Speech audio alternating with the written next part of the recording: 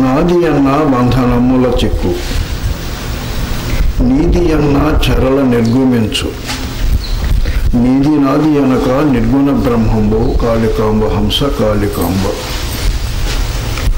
సాంఖ్యయోగములను సాధింపవచ్చును, బ్రహ్మపదము చేరవచ్చు దాన రాజయోగులకు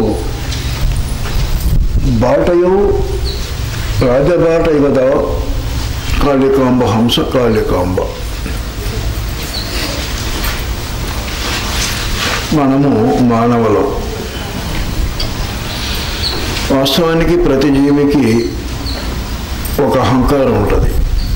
అహంకారం అంటే నా శరీరమే, నేను తినాలి, నాకు ఆకలి అయిపోతున్నది, ఇంకా కాసేపు పోతే నా కుటుంబము, ఇంకా కాకపోతే మా కుటుంబము మాది అనే ప్రశ్నతోటి బ్రదంలో మనం అంతా కూడా నాదనే వాళ్ళమే, నా కర్ర, నా పుస్తకము.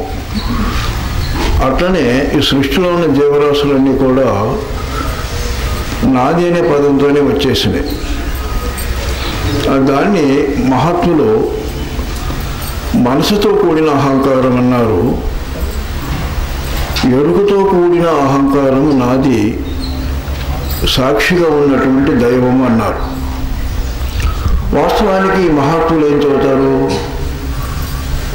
నేను ప్రపంచము ఆత్మస్వరూపము, నాకు పరమాత్మకు ప్రపంచానికి నా ఆత్మకు తేడా లేదు అని చెబుతారు.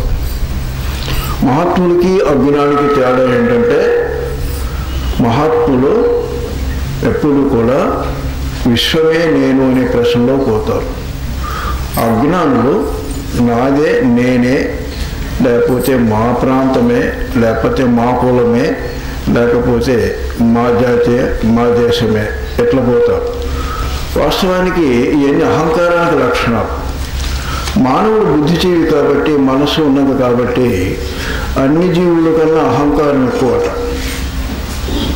అహము, భ్రాంతులు, మమతలు, తహతహ దేహాభిమాన తలపులు కలిగి ఇహమున జన్మలు పాలదు. మహిమాత్మే గనక జీవి మాయన కృష్ణ అంటాడు. మరి మనమంతా అహంకారంతో ఉన్నాము. మొట్టమొదట ప్రకృతి అంతా కూడా త్రిగుణాత్మకమైనటువంటి పంచభూతాలు ఉండి, అవి సూక్ష్మంగా ఉండి, అందులో ఉన్నటువంటి ఆత్మలన్నీ కూడా అవి మారే కొద్ది ఇవి కూడా అందులో వాటి యొక్క ఉనికిని మార్చుకుంటున్నాయి. అంటే ఏంటంటే 84 లక్షల జీవరాశుల్లో మానవులు ఒక రాశి. వాస్తవానికి మానవుల్లో, దేవతల్లో, సూక్ష్మలోకాలకు సంబంధించిన వాళ్ళలో 4 లక్షల జీవరాశులని మహత్తులు చెప్పారు. కాబట్టి మనం మొట్టమొదట జ్ఞానస్వరూపంగా, అవ్యక్తంగా, అవ్యాకృతంగా ఉన్నటువంటి మహత్తులో వచ్చి, మహత్తు నుంచి ఈ అహంకారం అనేటువంటిది త్రిగుణాలుగా బయటపడ్డది. సత్వగుణము, రజోగుణము, తమోగుణం అనేటువంటి త్రిగుణాలుగా ఒక విధమైనటువంటి జీవతత్వం వచ్చేసి ఆ అహంకారం అనేది బయట వస్తుంది. అహంకారంలో సత్వగుణానికి నేను అన్నా కానీ సత్వగుణస్థుడు నా ఆనందము అందరి ఆనందం మీదనే ఉన్నది అనుకుంటాడు. సత్వగుణస్థుడు నేను నాది అనుకున్నా కానీ అందరినీ సంతోషపరుస్తూ వాళ్ళ ఆనందమే నాది అనుకుంటాడు. వాళ్ళ ఆనందమే నాది అన్నప్పుడు అంతా నేనే స్థాయికి ఎదగబోతుంటాడు. ఇంకా సత్వగుణస్థుడే జ్ఞాని పరిపూర్ణుడైనప్పుడే మహాయోగిగా మారుతాడు. రజోగుణస్థుడు నాది అంటే ఎవరికైనా పెట్టినా నేను పెట్టినాను అంటాడు. సత్వగుణస్థుడు అనడం. ఎవరికన్నా ఏదన్నా కానీ గొప్పవాడిగా కావాలి, ఎవరు నాకు ఎదురు ఉండడానికి వీలు లేదు, నేను ఎప్పుడూ నిత్యము ధనవంతుడిగా మిగలాలి, ప్రపంచంలో నా మాటే నిలవాలి అని వాడు సత్యాసత్యాలు మిళితంగా ఉంటాడు. సత్వగుణస్థుడు ఎక్కువ సత్యగుణస్థుడై ఉంటాడు. తమోగుణస్థుడు ముద్దుగా, సోమరిగా, మందతిగా ఉంటూ నాది అంటూ ఇతరులంతటి కూడా నాది అంటూ ఉంటాడు. ఒకరి మీద ఆధారపడతాడు. తన కాళ్ళ మీద తాను నిలబడలేడు.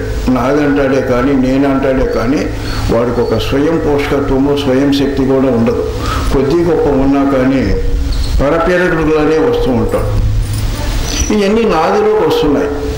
వాస్తవానికి నాది నాది అంటే నాది నాది అనగా నయముగా నాది కానే కాదు, అది నీదే అంటున్నాడు మహాత్ముడిని. మరి మాది మాది మాది మాది అనే ప్రశ్న కూడా మాయే, మనది మనది అనేది కూడా మాయే.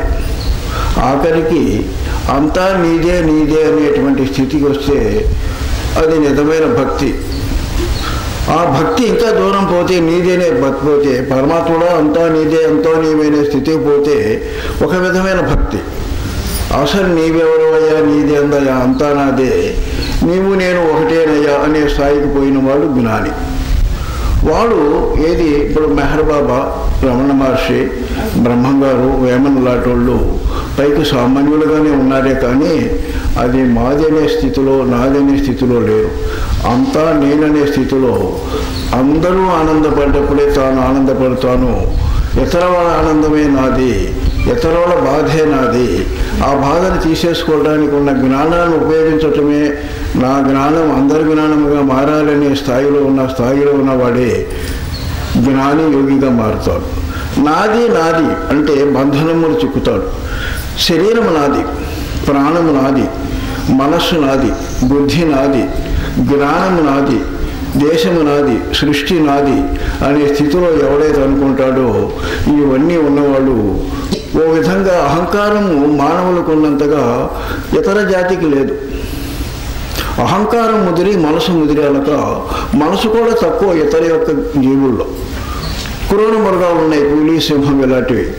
సాధు మృగాలు ఉన్నాయి, ఆవులు, గాడిదలు ఇలాంటివి.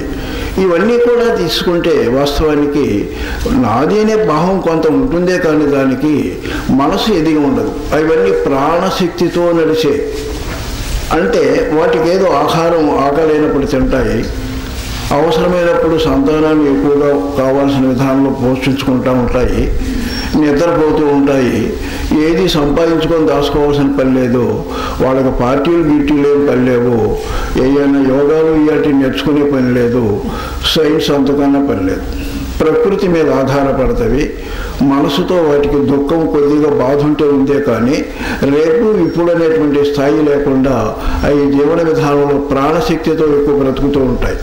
మనము సర్వము నాకే కావాలనే మాటతో మన కాలాన్ని వ్యయం చేస్తున్నాం, మన శక్తిని వ్యయం చేస్తున్నాం, మన యొక్క నేర్పు యొక్క తెలివిని నయం చేస్తున్నాం, మన ధనాన్ని వ్యయం చేస్తున్నాం, మన శరీరాన్ని నష్టపరుస్తున్నాం.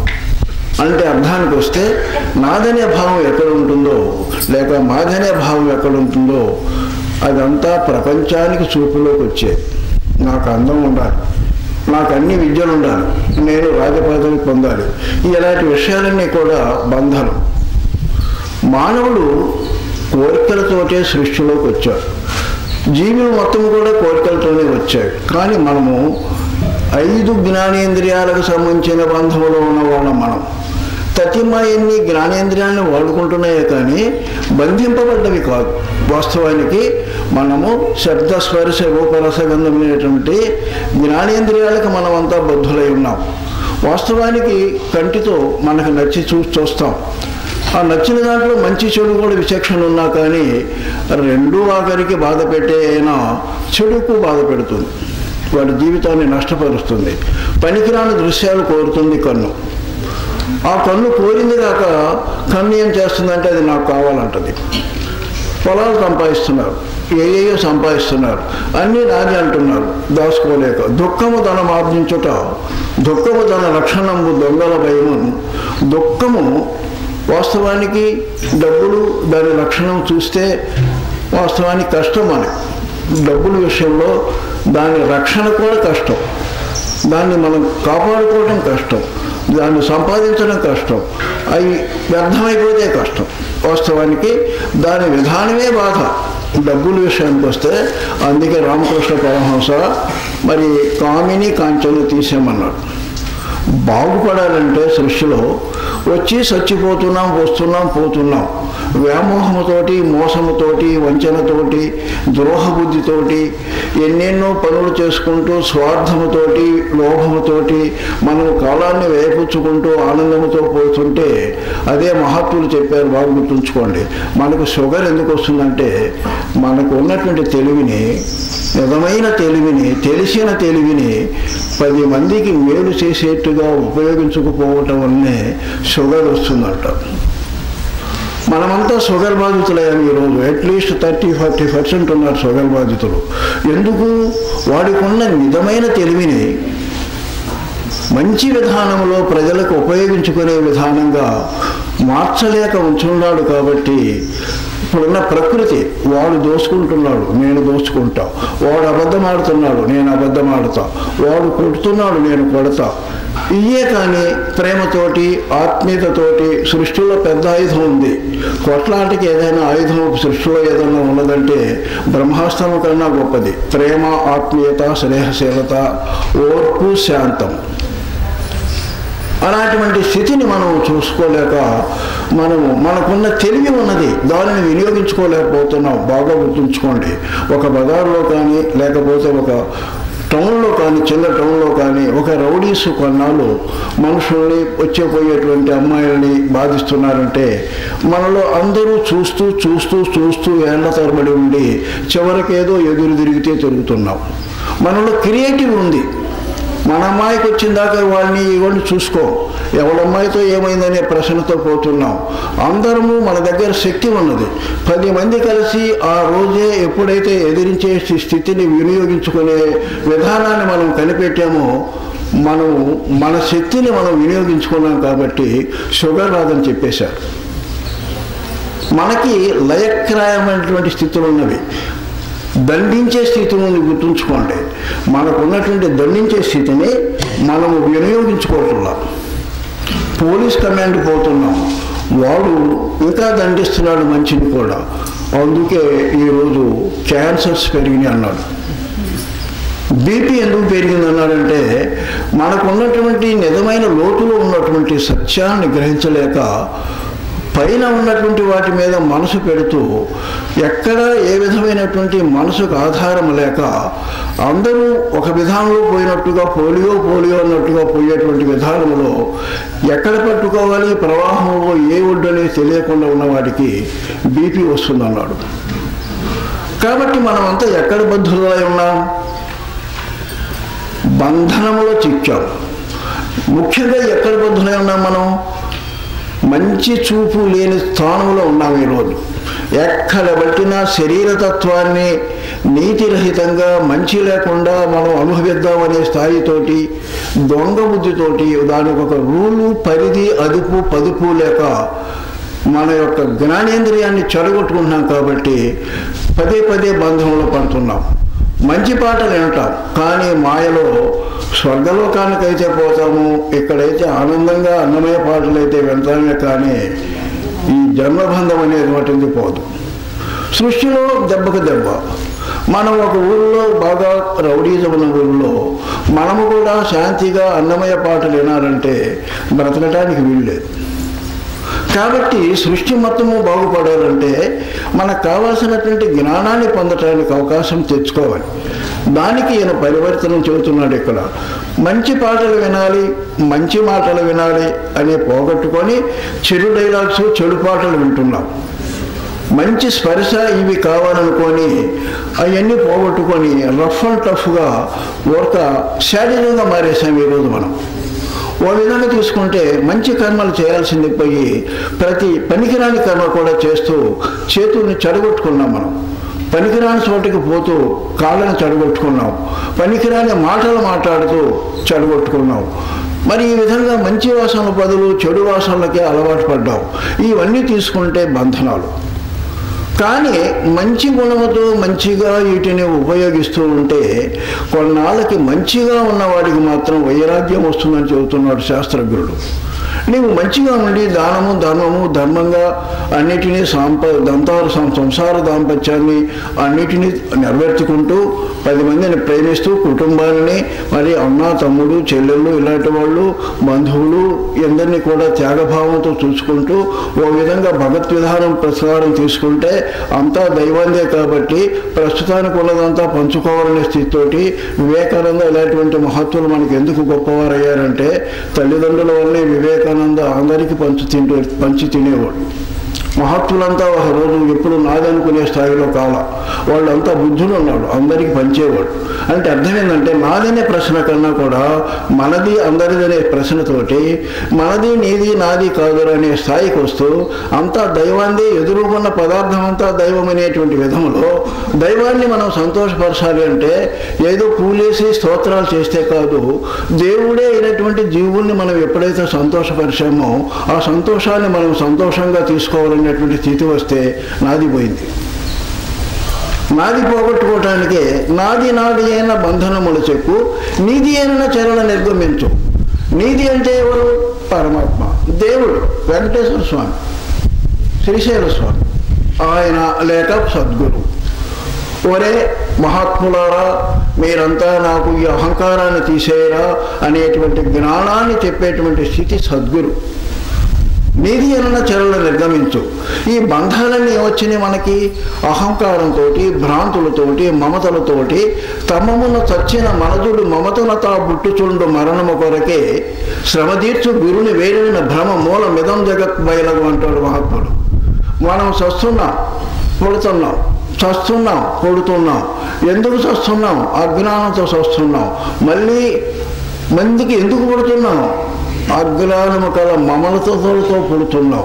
వాస్తవానికి మనం మమతలు, భ్రాంతులు, అహంకారాలు ఇలాంటివన్నీ కూడా ఇస్తే కామ, క్రోధ, లోభ, మోహ, మద, మాత్సర్యాలు, వాస్తవానికి ఈర్ష, అసూయ, డమము, దర్పము, రాగము, ద్వేషము, ఇలాంటి సాకు, శాలీలు, అబద్ధాలు, ఇలాంటి అవినీతి, వాస్తవానికి ఈ విధంగా తీసుకుంటే గర్వము, అహంకారము, ఇలాంటివన్నీ కూడా తీసుకొని మనం ప్రపంచంలో శరీరానికి బద్ధులై ఉన్నాం. వీటిని పోగొట్టుకోవాలంటే స్థితి వస్తే దేవుడు అంతా నీదే, నాదేమి కాదు. భగవద్గీత చెప్పింది ఈ 2 పదాలే. ఉన్నది అందరికి ఇస్తూ ఉండు, ఏమీ తలుచుకుండా గుర్తుంటే నన్నే తలుచుకో. ఏమీ తలుచుకుండా ఉంటే ఇంకా గొప్పదన్నాడు భగవద్గీతాకారుడు. ఏమీ తలుచుకుండా ఉంటే నీ కాడ నీవై నేనే అయి ఉన్నాను, నేనే నువ్వు అవుతానన్నాడు. తలుస్తూ ఉంటే నీకు నాకు తేడా ఉన్నంత వరకు ప్రకృతితో ఏదన్నా పొరపాటును మనం పడాల్సిందే. కానీ ప్రకృతిలో కూడా ఉండే స్థాయికి జ్ఞానులైన సద్గురువులు అవధూతలు వస్తారు. కానీ మనం కూడా స్థాయికి ఎదిగిందాక మాత్రం తలపులు ఏమాత్రం వచ్చినా, తలపుల విషయాలకు ఏమాత్రం బంధంలో చిక్కినా మనం ప్రకృతిలో వాళ్ళమే కానీ మోక్షానికి పోవు. ఎప్పుడైతే ఇదంతా మాయను తెలుసుకోవాలో దేహేంద్రియాదుల చిక్కి దేహేయుసుతాను దేహేంద్రియాదుల చిక్కి పరము కనుక ఏం చేస్తున్నాడు? చచ్చి పుడుతూ ఉన్నాడు. విషయానికి వస్తే ఇదంతా కూడా పరంపరం. భగవద్గీత ప్రకారము ఎవరైతే జ్ఞానం పొందకుండా ఉంటారో అనంతంగా జన్మలు పొందుతూనే ఉంటారు. వర్షమారితే అహంకారము, మదము, మత్సరాలు ఇలాంటి వాడు అసుర శక్తి ఉంటాడని చెప్పారు. కాబట్టి నాదనేటువంటి స్థితిని పోగొట్టుకోవాలంటే ఇవన్నీ పోగొట్టుకోవాలి. కామాన్ని పోగొట్టుకోవాలి. కామం అంటే కోరికలు. కోరికలంటే అన్నీ ఒక భార్యాభర్తల అనుబంధమే కాదు, ఒక స్త్రీ పురుషుల యొక్క అనుబంధమే కాదు. అన్ని కోరికలు ఎప్పుడైతే తగ్గించుకునే స్థాయికి తెస్తావో నీ మనసు ప్రశాంతత అవుతుంది. మన మనసు దైవం కలిగి ప్రకాశించే స్థాయి కలిగిపోతుంది. దాని ఆకర్షణలో పడి మనసు కూడా ప్రకాశిస్తుంది. క్రోధం అనేటువంటిది కామన యొక్క స్థితిలోనే వస్తుందట. ఎక్కడ కోరికలు ఉంటాయో అక్కడ క్రోధం ఉంటుంది. అక్కడ క్రోధం ఉన్న చోట పతనం ఉంటుంది. ఎక్కడ కామన ఉంటుందో అతిశయించిన దురాశ, పేరాశలు, నిరాశలు, నిస్పృహలు కోలుతవి. వాటితో పాటు ఏమొస్తుందంటే కామ, క్రోధ, లోభం వస్తుంది. ఉన్నదాన్ని దాచిపెట్టుకొని ఎవడిదన్నా తీసుకుంటూ దాచిపెట్టుకుంటూ ఎవడికి పెట్టకుండా తాను తినకుండా ఉండే స్థాయికి వచ్చేస్తాడు. లోభము తర్వాత మోహం. మోహం అంటే ప్రతిదీ కూడా తనకు సంబంధించిన వస్తువులు కానీ జీవులను కానీ నాది నాది అని ఎప్పుడు తలుసుకోవటం, అబ్బాయి అబ్బాయి, అమ్మాయి అమ్మాయి, మా పొలము మా పొలము, మా ఊరు మా ఊరు అన్నిటి విషయాల్లో తీసుకునే స్థాయి. మదం అంటే ధనమదము, యౌవన మదము, పదవి మదము, కీర్తి మదము, విద్యా మదము, ఈ విధంగా అందంగా ఉండేటువంటి మదము, ఇలాంటి ఎన్నో ఉన్నవి మదాలు. ఈ మదాలన్నీ కూడా తీసుకొని బంధనాల్లో చిక్కుతున్నాం. ఈర్ష్య, ఒకరికి ఏదన్నా ఉంటే వాళ్ళు బాగున్నారనే బాధపడేటువంటి స్థితి ఉండటమే కాదు, చెడగొట్టే స్థితి ఈర్ష్య. అసూయ అంటే వాళ్ళకు ఉన్నట్టుగా నాకు లేదే, నేను ఎప్పుడూ లేకుండా పోయానే, అందుకని నాకు ఏ విధంగా తరగతి ఉంది అనే భావంతో ఇతరులను ఇష్టపడటము అసూయ. అసూయ కూడా ఇతరులను చెడగొడుతుంది. అనసూయ, దత్తాత్రేయుని తల్లి అనసూయ. అత్రి, 3 గుణాలు లేనివాడు తండ్రి. అంటే ప్రకృతిలో అసూయ కలిగినటువంటి వాళ్ళంతా కూడా ప్రకృతి బద్ధులై ఉంటారు. అసూయ వీటన్నిటికీ సూచన. నాకు లేదే లేదే లేదే అనే నాది నాదిలో పోతుంది కాబట్టి అఈర్ష పెట్టలేదు, అనసూయ పెట్టారు. అంటే నాది నాదనే కానీ వాస్తవానికి అసూయ వస్తుంది, నాకు లేదే నాకు లేదే నాకు లేదే అని. కాబట్టి అనసూయ అంటే ప్రకృతిబద్ధమైన గుణాలన్నీ లేనటువంటి అనసూయ అయింది. ప్రకృతి ఆమె, ప్రకృతి అయినా పరాత్పర స్వరూపంలో ఉన్నటువంటి జ్ఞాన స్వరూపిణి. అదేవిధంగా తీసుకుంటే అత్రి. అత్రి అంటే ఎవరు? ఒక మహర్షి. ఆయన ఎలాంటి వాడు? దత్తాత్రేయునికి తండ్రి. అత్రి ఎందుకన్నారు? గుణములు అన్నిటినీ పోగొట్టుకున్నవాడు, త్రిగుణాలను పోగొట్టుకున్నాడు. దానివల్ల ఏమయ్యాడు? ఆయన బ్రహ్మ విష్ణు మహేశ్వర స్వరూపుడే. అత్రికి ఎందుకు పుట్టారు బ్రహ్మ విష్ణు మహేశ్వర స్వరూపులు? ఆయన బ్రహ్మ విష్ణు మహేశ్వర స్వరూపులైనటువంటి బ్రహ్మజ్ఞానం పొందాడు కాబట్టి మనం బంధాలన్నీ తెంచుకునే స్థాయికి రావాలంటే త్రిగుణాలని పోగొట్టాలి. త్రిగుణాలను పోగొట్టే స్థితికి వస్తే సాత్విక విధానాన్ని కూడా, శుద్ధ సాత్వికానికి పోతే సత్వగుణం యొక్క ప్రాధాన్యత చెప్పుకున్నాం. సత్వగుణం ఎప్పుడు ఇచ్చేదానిగానే ఉంటుంది కాబట్టి అక్కడక్కడ అహంకారం ఉంటుంది. సాత్వికుల్లో కూడా అహంకారం వలన కొంచెం బంధం చిక్కుతుంది. ఓ విధంగా చూస్తే బాగా అర్థం చేసుకోండి. బృహస్పతిని తీసుకోండి, శుక్రాచార్యుని తీసుకోండి. శుక్రాచార్యులు జ్ఞాని, బృహస్పతి జ్ఞాని. శుక్రాచార్యులు బృహస్పతి ఎక్కడన్నా కానొస్తే ఎవరు ముందు చూస్తారో వాళ్ళు ఆయనకు దండం పెడతాం. బృహస్పతి దేవతలకు గురువు, శుక్రాచార్యులు అసురులకు గురువు. ఇద్దరు కూడా చెరొక పార్టీకి పాజిటివ్ మైనస్ అనే దానికి హెల్ప్ చేస్తున్నారు. ఇద్దరికీ అహంకారం ఉన్నది. నా వాళ్ళు నా వాళ్ళనే అహంకారంతో ఎవరి యొక్క పతనాన్ని కూడా ఈడే బాధపడుతున్నాడు. కానీ వాస్తవానికి లోక కళ్యాణం కోసం ఇద్దరు పాటుపడుతున్నారు కాబట్టి మహాత్ముల యొక్క అహంకారం అంత గొప్పది కాదు. కానీ వాళ్ళు శుద్ధ గుణాతీతులు కూడా, గుణము ఉండి కూడా లేని శుద్ధ గుణులు అతీతులు. అలాంటి విధానంలో పోయిన వాడికి మా రాక్షసులు మా దేవతలు అనేది నిజంగా లేదు. కానీ వాళ్ళని బ్యాలెన్స్ విధానంగా పెట్టుకోవటానికి వాళ్ళు చేసిన విధానాన్ని వాళ్ళు ఎప్పుడు సృష్టి కార్యక్రమంలో పనిచేస్తున్నారు కాబట్టి అంతా దైవశక్తే. కాబట్టి దైవము వాళ్ళ కోసం పెట్టింది. ఒకప్పుడు బ్రహ్మగాడికి దేవతలంతా పోయి, అయ్యా నువ్వేమీ పట్టించుకోవు, సృష్టి చేస్తావు, నీ శక్తి అంతా మాకు ఇస్తున్నావు, వాస్తవానికి మేము నీ శక్తిలాగానే అన్నిటిని పనిచేస్తున్నాము, మరి ఎందుకయ్యా మాకు ఈ బాధలు గేదలు? నీ ఏదన్నా ఉంటే విధమైనటువంటి విధానాన్ని నీలాగానే మాకు నిద్రలాంటి శక్తి ఇచ్చి తపస్సు ఇవ్వరాదా అని దేవతలు అడిగారట. దానికి అన్నాడు, అరే నాయనా, నీకు దేవతలు మరి ఎందుకు అడుగుతున్నారో మీరు కూడా చెబుతున్నారు కదా, మీరు రాక్షసుల వల్ల పట్టలేక వస్తున్నారు అన్నీ ఉండి కూడా, ఇదంతా మాకెందుకయ్యా అని అంటున్నారు. కాబట్టి మీరు ఆ రాక్షసులు అనేవాడు లేకపోతే నిద్రపోతులై కూర్చుంటారా? మీకున్న శక్తి నన్ను కూడా తలవరు. కాబట్టి మీకు ఎప్పుడు యాంటీ ఉండాల్సిందే. పాజిటివ్ ఉండకాడా నెగటివ్ ఉండాల్సిందే. పురుషుడు ఉండకాడా స్త్రీ ఉండాల్సిందే. ఈ 2 సర్క్యూట్ తీసుకొని వ్యామోహానికి పోవాల్సిందే. ఈ 2 సర్క్యూటే ఆకాశతత్వంలోకి అనంతతత్వంలో తీసుకుపోతాయి. ఆ అనంతతత్వంలో తీసుకుపోయే కరెంటే ఈ 2 యొక్క స్థితి. అందుకని ఆ స్థితి కోసంగా మిమ్మల్ని ఉంచారు. కాబట్టి నాది నాది అనేటువంటి స్థితిలో మనం మంచిగా గుణాలను మంచిగా తీసుకుంటూ నీదేననే విధానంతో తీసుకుంటూ ఆఖరికి నీవు నేను లేదు అనేటువంటి స్థితికి తెచ్చేటువంటి స్థాయికి రావటం అన్నీ మనం యోగము ద్వారా గ్రహించాలి. ఆ యోగము ద్వారా ఏ విధంగా అనేది రెండో పద్యంలో వస్తుంది. కాబట్టి నీది అయిన చరణ నిర్గమించు, నీది నాది అనక నిర్గుణ బ్రహ్మము అన్నాడు. మళ్ళీ అక్కడ వచ్చినది బ్రహ్మజ్ఞానుల స్థితి. బ్రహ్మజ్ఞానులు అందరికీ చేస్తున్నారు. ఇప్పుడే చెప్పుకున్నాం, గురువు బృహస్పతి, గురువు శుక్రాచార్యులు ఇద్దరికీ నీది నాది లేదు. వాస్తవానికి వాళ్ళు నిర్గుణ బ్రహ్మలు, దైవతత్వంతో ఉన్నవాళ్ళు. కానీ వాళ్ళు నాది నాది అన్నారు. అది బంధం కాదు, కానీ మనకు బంధం. వాస్తవానికి వస్తే మనకి బంధం అనేది ఎందుకు ఉంటున్నదంటే ఆశలు, ఆర్భాటాలు, కామాలు, క్రోధాలు ఇవన్నీ ఉన్నాయి కాబట్టి వాళ్ళకి వెయ్యలేవు. ఆ స్థాయికి వస్తే నిర్గుణ బ్రహ్మాన్ని అనుభవించేవాడు.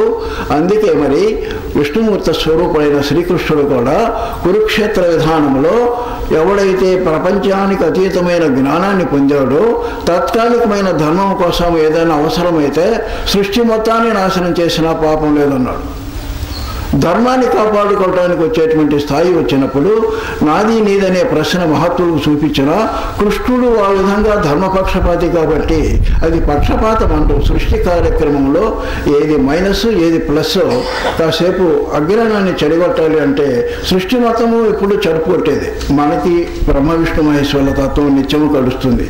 నీలో చూడండి, ఎప్పుడు ఓ విధమైనటువంటి అనంతంగా ఉండేటువంటి మన కోట్లు ఉన్నటువంటి సెల్స్ మనం ఇంతసేపు మాట్లాడుతున్నా, మీరు అంతసేపు ఆలోచిస్తున్నా, ఎన్నో కోట్ల సెల్స్ చచ్చిపోతున్నాయి, లోపల అణువులు చచ్చిపోతున్నాయి, అన్నీ పుడుతున్నాయి వచ్చిపోయి మనకి.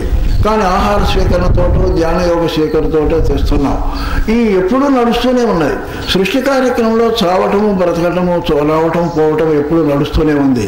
అదే జ్ఞానతత్వములో చావటము, బ్రతకటము లేని స్థాయికి తెచ్చుకునేటువంటి స్థాయిని ఈశ్వరుడైనటువంటి శివపరమాత్మ మనకు జ్ఞానాన్ని నేర్పుతూ, మంచిని నేర్పుతూ, అజ్ఞానాన్ని చెడగొడుతూ, అప్పుడున్నటువంటి దేహాన్ని ఇప్పుడు లేకుండా చేస్తూ, ఆఖరికి ఎప్పుడూ మార్పుతోనే సృష్టి కార్యక్రమం చేస్తూ, మార్పు లేని జ్ఞానానికి రావటమే నిర్గుణ బ్రహ్మం.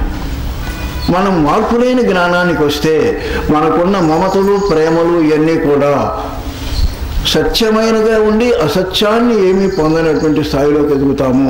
నిర్గుణ బ్రహ్మలో అయినటువంటి మహాత్ముల యొక్క స్థితి అది. బుద్ధుడు ఉన్నాడు, రామకృష్ణ పరమహంస ఉన్నాడు. వాస్తవానికి వాళ్ళకి ఏమీ లేదు. రామకృష్ణుడు చాలా నిరాడంబరంగా బ్రతికినవాడు. బుద్ధుడు కూడా మహారాజు కొడుకు అయ్యుండి కూడా నిరాడంబరంగా బ్రతికాడు.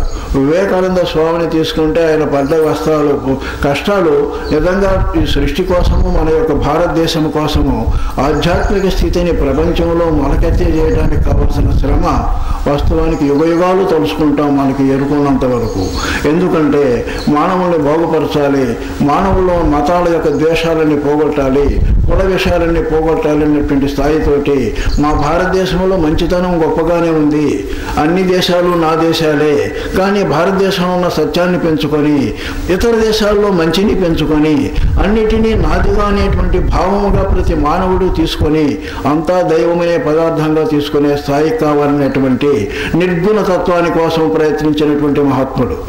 అంటే అందుకనే ఈరోజు చూడండి, 10 ఏళ్లకి 20 ఏళ్ళకి ప్రపంచంలో వివేకానందని ప్రత్యేకత మనకి తేడాగా కానొస్తుంది. మన భారతదేశంలో కూడా ఇప్పటిదాకా ఈ పనికిరాని రాజకీయవేత్తలు కూడా తెలివి ఉండి అన్నీ తెలిసి ఉన్న వాళ్ళు కూడా ప్రాక్టికల్ బేసిస్కి రావాలనే స్థాయికి వచ్చినప్పుడు వివేకానంద ప్రిన్సిపల్స్ నిజంగా తెలిసి ఉండి కూడా నిర్లక్ష్యం చేసి, స్వార్థం చేసి, వేల కోట్లు సంపాదించుకుంటూ, నాది నాది, నా పార్టీ నాది అనుకుంటూ, నా కులము నా మతము అనుకుంటూ ప్రజలను దోచుకొని ఆఖరికి పతనమయ్యే స్థాయికి మానసికంగా కలిగి అన్నిటికీ పతన కారణమైనటువంటి వీళ్ళంతా కూడా ఆఖరికి మనది మనది నీది దేవుడు అనే స్థాయితోటి అన్నిటినీ వర్జించే స్థాయికి రాబోతున్నారు.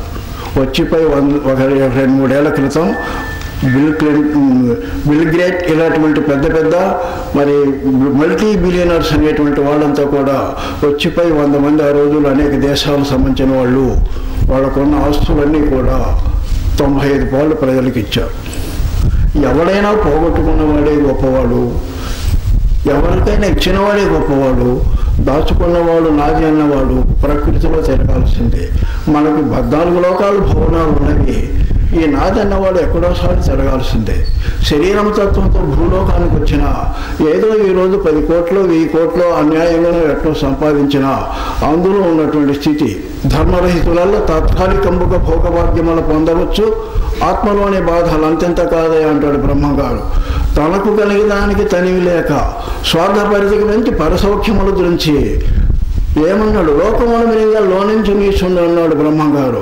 తనకు ఉన్నటువంటి దానికి ఏదో ఉన్నదాన్ని సంతోషించక తనకు ఉన్నటువంటి స్థితిని ఎన్నో స్వార్థపరతతోటి తనకున్న జిమ్నిక్స్ తోటి ప్రజల్ని మోసపుచ్చుకుంటూ అనేకమైనటువంటి విధానాలతోటి వాడు స్వార్థముతో ఉండి నాకన్నా ఘనుడు లేడనేటువంటి రావణాసురుడు నరకాసురులాగా ఈరోజు ప్రతి మానవుడు తయారయ్యే స్థాయికి రాబట్టే మనకి ఈ విధంగా మార్చుకున్నాం.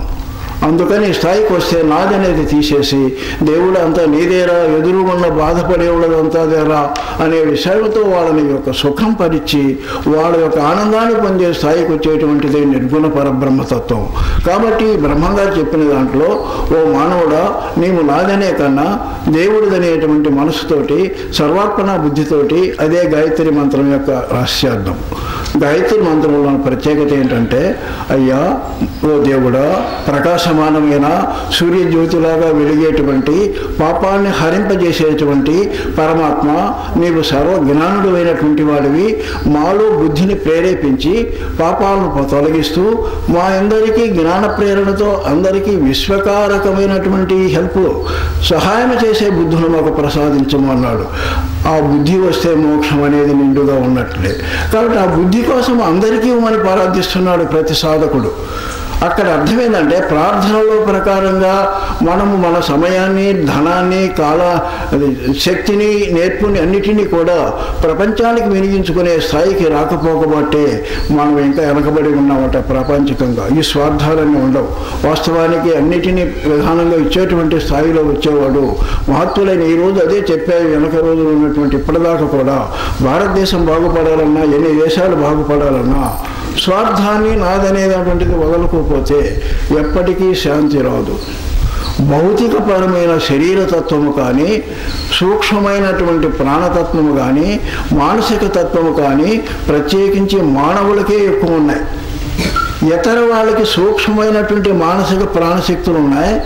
మానవులుగా ఉండి లేకపోతే భూమి మీద ఉన్నటువంటి జీవరాశికి ఏటికైనా కానీ ఈ 3 శక్తుల్లో మంచితనం తెచ్చుకోకపోతే ఎప్పుడు నిరంతరమైనటువంటి దరిద్రమే, ఎప్పుడూ కూడా నికృష్టమైన బాధలు పడాల్సిందే.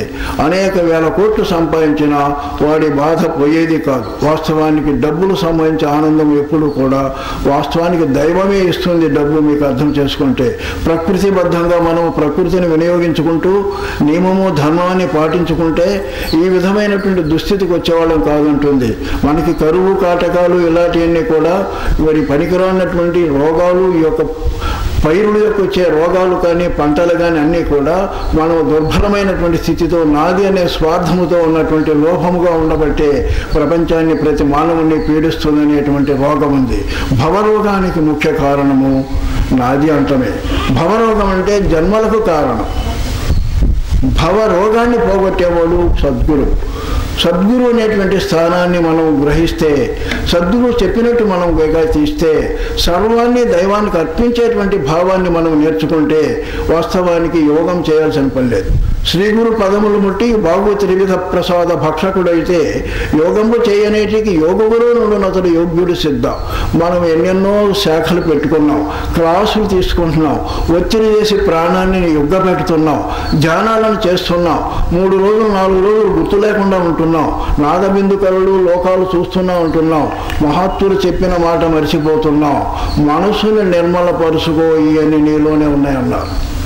నాదనే భావాన్ని తీసేసుకోకుండా, నేననే అహంకారం తీసేసుకోకుండా, లోపలున్న స్వార్థాన్ని తీసేసుకోకుండా, తమమైనటువంటి మోహరాగాదులు పోగొట్టుకోకుండా, ఈ ఉంటున్న 1000 సంవత్సరాలు నిద్రపోయినట్టు నువ్వు తపస్సు చేసిన మూర్ఛ రోగంలాగా తెచ్చుకోవటమే తప్పితే జ్ఞానానికి దైవానికి సంబంధించిన వాడివే కాదంటుంది.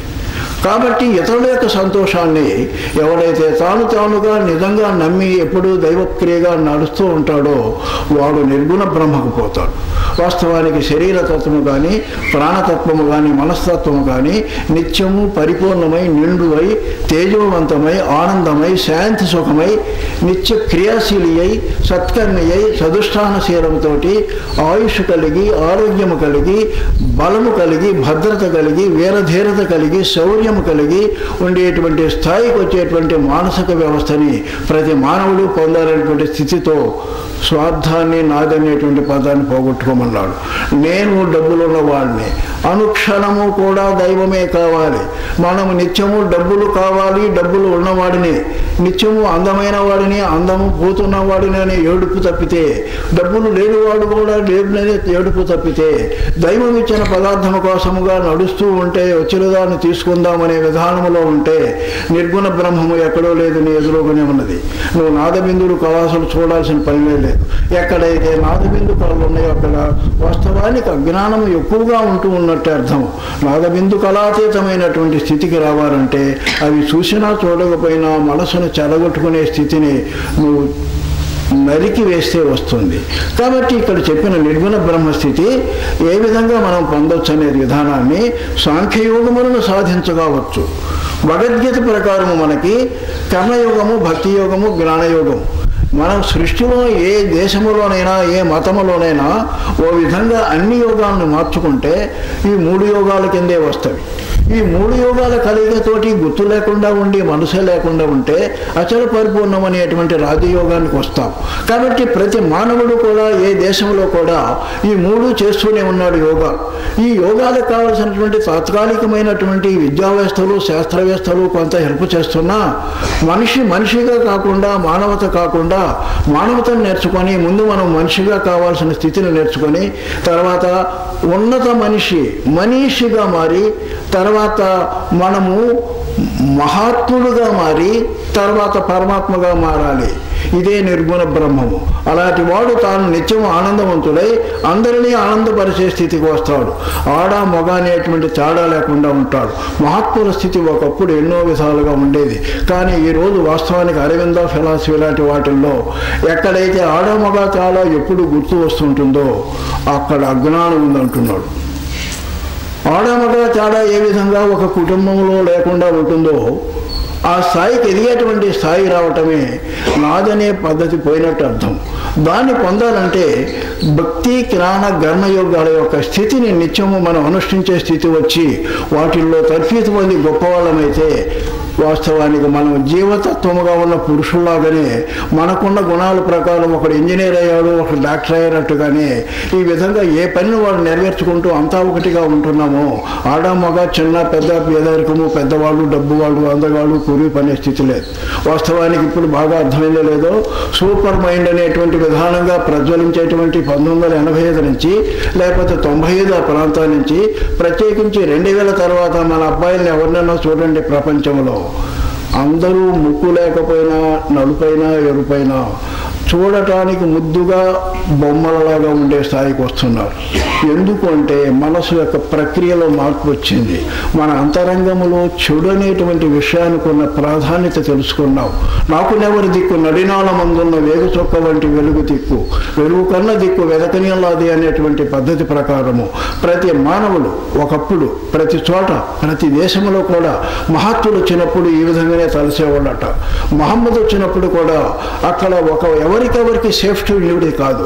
క్రీస్తు వచ్చినప్పుడు కూడా సరైనటువంటి ఆధ్యాత్మిక విషయం లేక మానవుడు మానవుని నమ్మకుండా మనసుని నమ్మకుండా ఎవడు నమ్మకుండా ఎవడు దిక్కు లేకుండా ఒకరి యొక్క ఆస్తికి ఇంకొకడు ఆస్తి అనేటువంటి స్థితి లేకుండా ఈ రోజు ఉన్నటువంటి ఆస్తి రేపు వాడి వ్రతమయ్యే స్థితి ఉన్నప్పుడు దేవుడా ఒకడు వచ్చి మమ్మల్ని రక్షించాలనే మానసిక స్థితి వచ్చినప్పుడు నాకు నెవరి దిక్కు అనేటువంటి మానసిక వ్యవస్థ వచ్చినప్పుడు మనకి దైవస్వరూపమైన మహాత్ములు మనకి అందరూ మన వాళ్ళని నేర్పుకుంటూ అందరినీ ప్రేమతత్వంతో నిజాయితీతో నీతితో న్యాయబుద్ధితో ఎప్పుడు మన యొక్క క్రమశిక్షణతో కర్మయోగాన్ని మనం నేర్పే స్థాయికి ప్రతి చోట వచ్చింది.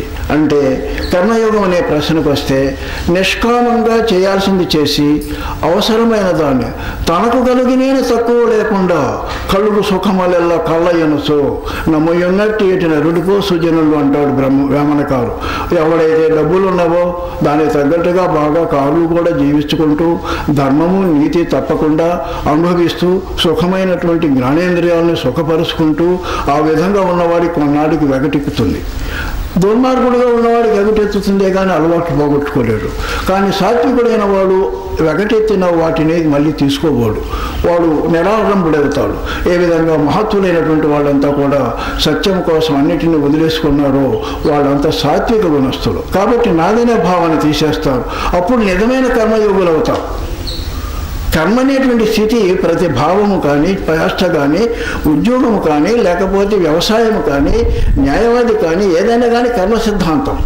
దాన్ని దైవానికి అర్పించిన భావముతోటి నాకు కావాలనే భావంతోటి విధం లేకుండా తనకు తానుగా చేస్తూ వచ్చిన ఫలితాన్ని ఇతరుల వాళ్ళకి దానము చేసే స్థాయిలో ఉంటూ దైవము నమ్మినా నమ్మకపోయినా ప్రకృతిబద్ధమైన ఆనందాన్ని అందరికీ ఆనందాన్ని కలిగిస్తూ మంచి నైపుణ్యంతో చేస్తూ ఊడటంలో కానీ మట్టి పిల్లలు ఏలటం కానీ వండటంలో కానీ చెప్పులు విడగటంలో కానీ పుస్తకాలు పెట్టుకోవడంలో కానీ ఉయ్యటంలో కానీ చూడటంలో కానీ ఏ విషయమైనా కానీ ప్రతిదీ శుభ్రముగా ప్రతివాడికి అందరికీ ఆనందపరుస్తూ తాను ఆనంద పరిస్థితిగా ఏదైతే మనసును ఎవడైతే సాధ్యపరుచుకుంటాడో వాడు కర్మయోగి అవుతాడు. ఆ కర్మయోగాన్ని నిజంగా నిర్వర్తించుకునే స్థాయికి వస్తే ఉన్నదానిని అందరికీ పంచిపెట్టుకుంటూ ఆనందపరిచే స్థాయికి వస్తే ఉత్పత్తి పెరుగుతుంది. వాస్తవానికి మనం అంతా ఇచ్చేవాళ్ళుగా ఉంటే దేవుడు ఇవ్వలేక చస్తాడట. మనం రాబోయే రోజుల్లో ప్రతి ఒక్కరు కర్మయోగిగా మారితే మనకు 10 రూపాయలు అవసరం ఉంటే 100 రూపాయలు దేవుడు ఇస్తాడట. అర్థం చేసుకోండి. కర్మయోగం అంటే 10 మందికి బాగుపరుస్తూ తాను యోగంగా ఉంటాము. అదే యజ్ఞం అన్నారు. యజ్ఞ స్థితి ఎక్కడున్నదో దైవం అక్కడ ఉందన్నాడు. యజ్ఞంలోనే దైవం ఉందన్నాడు. వాస్తవానికి యజ్ఞం అనే క్రియ తీసుకుంటే ఒకే విషయం కోసము ఎవరు స్వార్థం లేకుండా సమాజాన్ని ప్రతి జీవిని బాగుపరచాలనే కొద్ది గుణాలు ఉన్నటువంటి ప్రతి చోటు కూడా వాళ్ళ యొక్క విధానాలు ఎట్టున్నా కానీ ఆ క్రియ వరకు చేసినటువంటి ఫలితాలు ఎప్పుడు బాగానే వస్తున్నాయి. జపాన్ తీసుకోండి, జర్మనీ తీసుకోండి, లేక అమెరికా తీసుకోండి, ఎక్కడైనా తీసుకోండి, వాళ్ళ పనిలో ఎవరు కూడా నిర్ద్వందంగా నిష్పక్షపాతంగా స్వార్థం లేకుండా చేస్తూ తన పనిని 100% చేస్తూ ఇంకా తన సొంత పనిలాగానే గవర్నమెంట్ పని చేస్తూ ఉత్పత్తిని పెంచుతూ లగ్జరీగా ఉంటున్నారు. వాళ్ళు ఒక్కొక్కడు నలుగురికి 10 మందికి పెట్టే స్థాయిగా ఒక్కొక్కడు పనిచేస్తున్నాడు. ప్రతి ఇంట్లో కూడా 10 మంది ఉన్నారంటే వృద్ధులో బాలలో తప్పితే ప్రతి ఒక్కరు 10 మందికి పెట్టే స్థాయిలో సంపాదించుకుంటున్నాడు. మనము 10 మంది ఉన్నటువంటి ఇంట్లో ఒకరిద్దరు సంపాదిస్తూ మనకు బాగా బాగుపెడుతున్నారు. కాబట్టి కర్మభక్తి జ్ఞాన యోగాల్లో భక్తి అనేటువంటి స్థాయి తీసుకుంటే ఓ దేవుడా అంతా నీ స్వరూపమే, ఎదురుగున్నవాడు ఏడుస్తూ ఉన్నాడు, వాడు ఏడుపు తీసేటువంటి శక్తిని నాకు ఇవ్వు, అంతా ఈశ్వర ప్రణిధానం అనే స్థాయితోటి తనకు తానుగా స్వార్థము లేకుండా నాది అనకుండా ఆనందపడేటువంటి స్థితిలో ఎప్పుడైతే భక్తి తత్వాన్ని భజన చేస్తూ ఆరాధన చేస్తూ మహాత్ములు చెప్పిన మాటల్ని వింటూ దైవాన్ని నిత్యము కూడా హృదయలో నిలుపుకుంటూ చేయాల్సిన సత్కర్మలను చేస్తూ తీర్థయాత్రలు దాన ధర్మాలు చేస్తూ ఇంకా పోతే అన్ని యొక్క నిర్లక్ష్యం లేకుండా మన వాళ్ళని అందరినీ పోషించుకుంటూ వాస్తవానికి అన్నిటినీ కూడా త్యాగభావంతో చూస్తూ ఆ విధంగా ఉండే భక్తిని సాధిస్తే నాదిపోతుంది. జ్ఞానం అంటే అంతా దేవస్వరూపమే. నేనే సర్వమై ఉన్నాను, సర్వము నాదే, నేను తప్పితే ఏదీ లేదు. నా అవయవాల్లో చేతికి నొప్పి వస్తే దానికి ఏదన్నా ట్రీట్మెంట్ చేయాలి, కాలికి నొప్పి వస్తే ట్రీట్మెంట్ చేయాలి. అంతా ఆనందంగా దేహం ఉంటే నాకు ఆనందంగా ఉంటుంది, లేకపోతే నాకు ఆనందం లేదు. అందుకని సమాజంలో ఉన్న ప్రతి జీవి మానవుడు జాతి మతములో ఉన్న ప్రతి ఒక్కరు కూడా ఎవరన్నా బాధపడుతుంటే నా అవయవంలో ఏదో నొప్పి వచ్చినట్టుగా ఉంటుంది. కాబట్టి అంతా నిర్గుణ బ్రహ్మలో ఉన్నటువంటి మహత్తులు ఆ విధంగా సర్వాన్ని దేహాన్ని శరీరాన్ని అన్నిటినీ ఒక విధంగా ఎంచుకుంటూ ఇప్పుడు రమణ మహర్షి నిర్భాగ్యుడిగా పేదరికగా ఉన్నాడు. రామకృష్ణుడు కూడా అంతే. వాస్తవానికి కొందరు మహాత్ములు షిరిడి సాయి వాళ్ళు కోటాను కోట్ల సంపాదించగలరు, కానీ వాస్తవానికి డబ్బులతో సృష్టిని ఎప్పుడు కూడా నడపలేడు, దేవుడు కూడా నడపలేడు, మంచి గుణముతో నడుపుతాడు.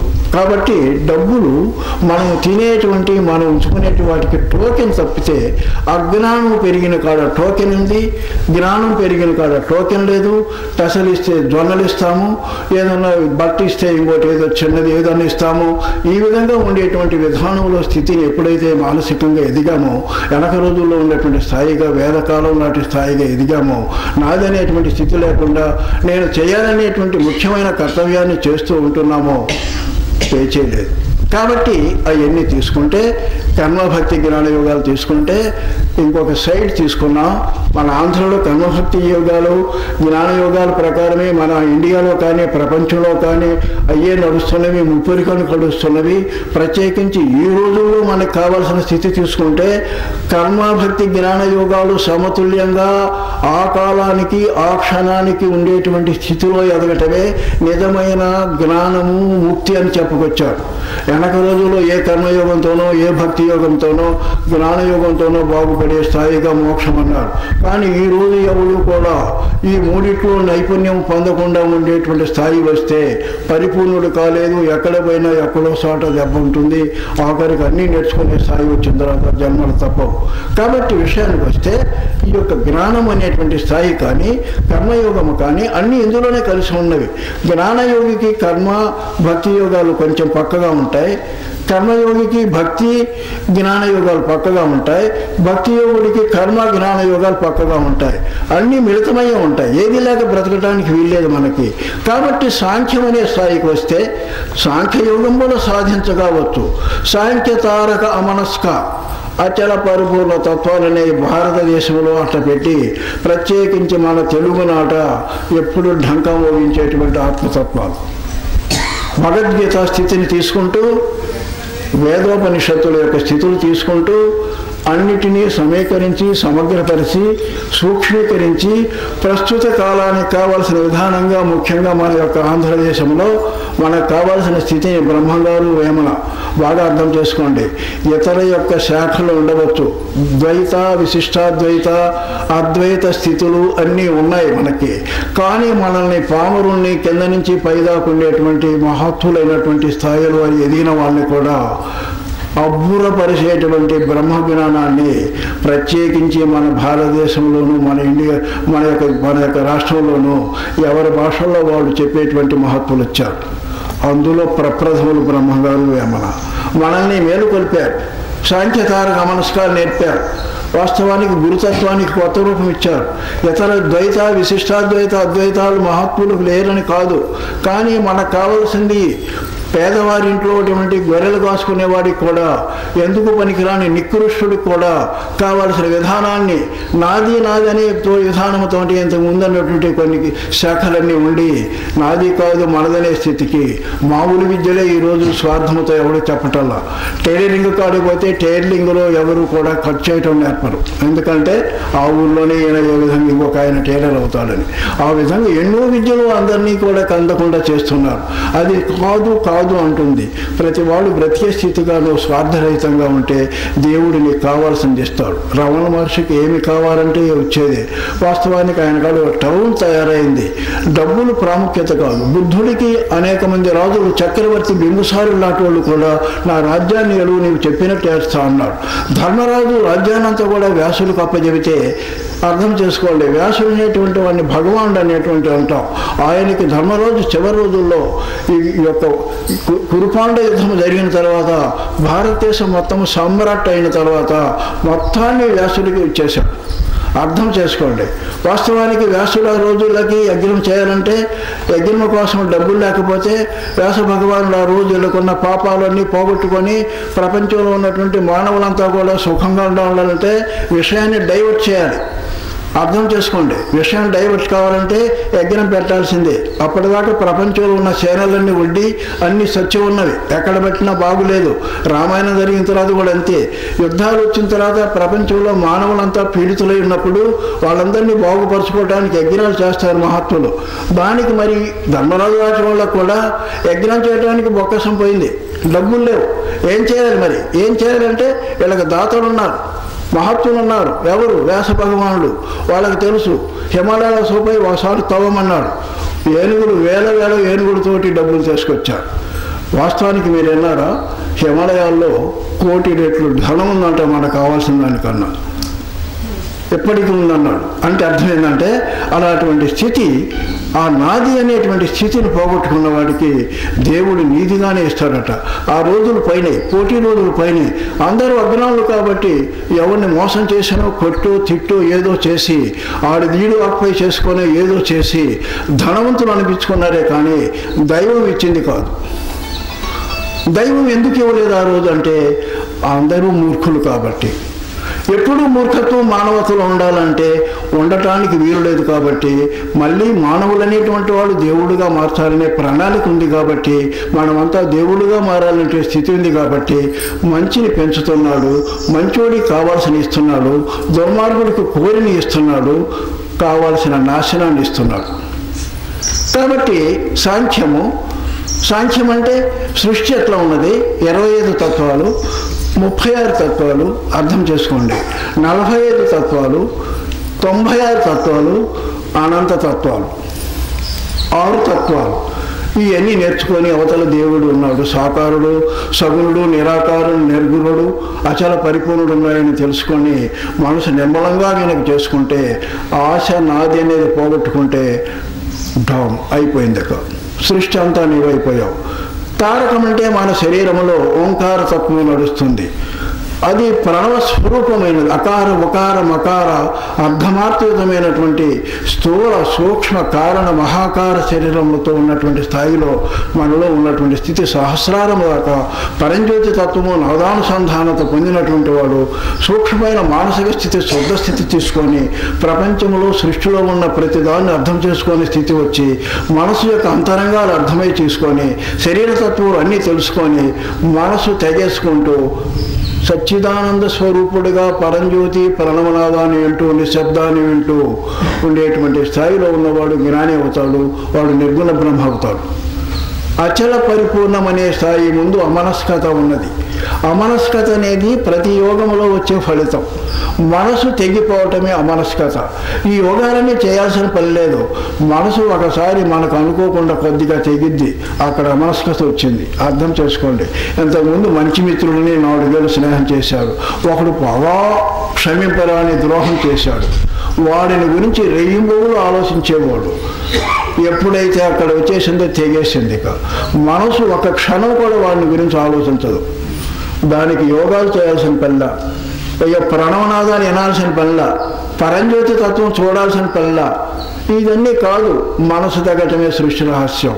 కాబట్టి అమనస్కత అనే స్థితిని కర్మభక్తి జ్ఞాన యోగాలతో సంపాదించవచ్చు, సాంఖ్యము తారకముతో సంపాదించవచ్చు, యాజ్ ఇట్ ఈజ్గా సంపాదించవచ్చు. వీటి వల్ల వచ్చినన్నిటినీ కూడా కూడగట్టుకొని అమనస్కుడైన తర్వాత, అమనస్కుడైన వాడు మనసు పని చేస్తున్నా చేసినట్లు కాదు. అర్థం చేసుకోండి. అమనస్కుడు ఏ విధంగా కూడా మనసుతో పనిచేస్తున్నా మనసు లేనివాడు. ఏ విధంగా విత్తుని మనం వేపిన తర్వాత మళ్ళీ వేస్తే మొలకెత్తదో ఆ విధమైన స్థాయిలో ఉన్నవాడు. ఇప్పుడు కృష్ణుడు యుద్ధాలు చేశాడు, చేయించాడు, మహత్తులంతా చేశాడు. అమనస్కుడైనటువంటి స్థాయిలో ఉన్నవాడు యుద్ధం చేశాడా? చేయనవాడే. ఆలోచించిన వాడే. వాస్తవానికి తినవాడే, తినకుండా తినినవాడే. ఆ స్థాయికి ఎదిగినవాడు అమనస్కుడు. ఇవన్నీ ఎప్పుడైతే కూడి ఏది గుర్తు లేకుండా ఉన్నాడో అచల పరిపూర్ణుడై ఉన్నాడు. ఆ అచల పరిపూర్ణులైన వాళ్ళు మళ్ళీ ప్రకృతిలోకి నడుస్తూ ఉంటే వాళ్ళే సిద్ధ పురుషులు, వాళ్ళే సద్గురువులు. అలాంటి స్థాయికి పోవటం అనేది దాన్ని మనం గుర్తుంచుకునే స్థాయికి వస్తే సాంఖ్యయోగములను సాధించవచ్చును.